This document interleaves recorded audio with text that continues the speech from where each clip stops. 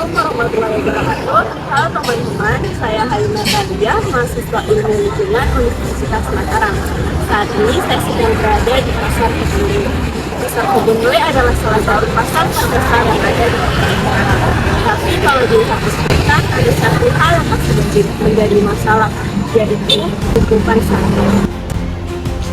Di Pasar Kebun Roe, sampah terlihat berserakan di berbagai titik, mulai dari area depan pasar, di dekat lapak pedagang, hingga di sepanjang pinggir jalan sekitar pasar. Beberapa lokasi bahkan menunjukkan adanya penumpukan sampah yang cukup besar, sehingga mengganggu aktivitas masyarakat. Tumpukan sampah ini penting untuk dibahas karena secara praktis dapat menimbulkan bau, mengganggu aktivitas jual beli, dan dapat memicu munculnya lalat. Secara teoritis, hal ini berhubungan dengan konsep sanitasi dan kepedulian terhadap lingkungan, di mana jika pengolahan sampah buruk dapat menimbulkan timbulnya penyakit. Faktanya, pasar Kebun Roe ini sering diberitakan oleh media seperti Detik Jangkau dan Suara RRI.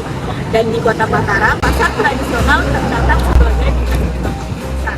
Kita lanjut, coba Anda pikirkan, bagaimana kalau masalah sampah ini terjadi? Apakah pasar masih nyaman untuk kita kunjungi?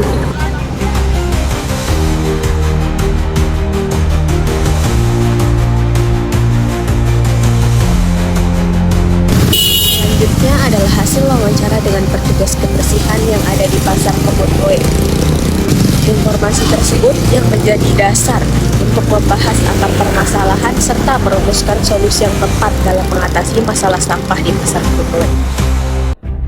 Kenapa bisa di pasar Kebun Roe ini banyak sampah yang berserakan? Sadar orang-orang yang jalan ini kan dari rumahnya dibuang dan sebagainya. Kenapa sampai dibuang jalan itu? Tidak berpikiran begitu.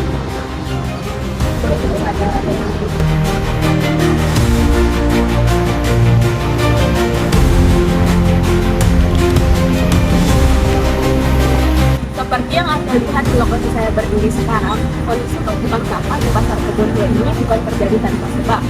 Dari hasil pemantauan dan pemberitaan, tumpukan sampah di Pasar Kebun Roe ini disebabkan oleh beberapa masalah utama. Yang pertama, pengangkutan sampah ke TPA yang sering terlambat. Yang kedua, kebiasaan pengunjung dan pedagang membuang sampah sembarangan.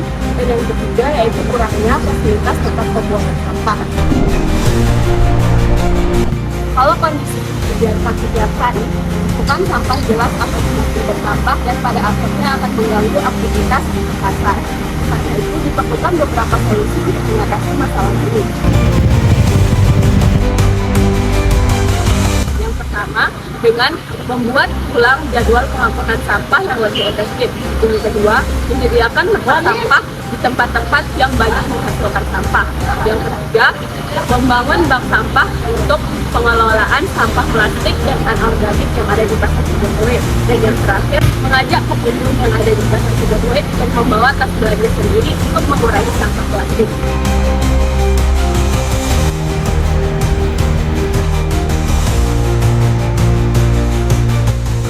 Dari apa yang sudah kita lihat dan bahas tadi, jelas bahwa kondisi pasar dapat lebih baik jika semua orang dapat berperan.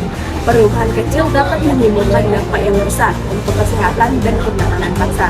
Melalui video ini, saya ingin mengajak teman-teman, terutama para pedagang dan pengunjung Pasar Kebun Roe untuk sama-sama menyadari bahwa kebersihan pasar itu adalah tanggung jawab kita bersama. Kita tidak bisa hanya mengandalkan tugas kebersihan dan dinas lingkungan hidup saja.